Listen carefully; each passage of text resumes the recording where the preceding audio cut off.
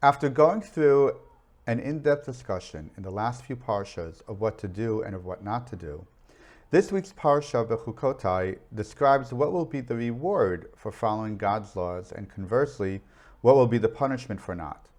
As much as it is nice to know that there really are consequences to one's actions, it should be noted that the reward and punishment described in the parsha is not directed towards the individual, but rather is addressed to the nation as a whole. If the reward and punishment is addressed towards the collective, why must I, as an individual, even concern myself with it?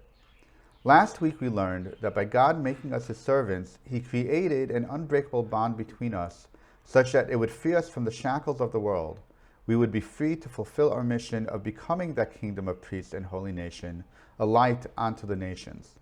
The end result, though, was more than just an unbreakable bond. God gave us a mission and a destiny. He transformed us from being a nation like all others into a nation that is immortal. Yes, there will be ups and downs, as that occurs to all nations.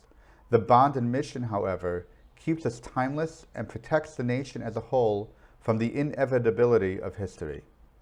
From this, an individual might think that they can remain blissfully ignorant, as God's blessing will protect them from all harm. For the individual, though, there is no promise of immortality. Only the nation as a whole has that guarantee that it will survive the test of time. And that is why we feel the reward and punishment listed in this parsha so keenly. Any nation that would have experienced what we had throughout the millennia should have disappeared a long time ago into the dustbins of history. Any remnant would have been assimilated into the surrounding and conquering nations and never heard from again.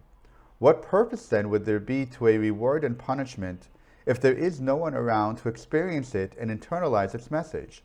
But the nation does exist and survive and thrive, and it is each individual who through that unbreakable bond feels that connection to the nation, who will ultimately internalize the messages that God is trying to convey to us through the reward and punishment, and help bring the nation to the next stage.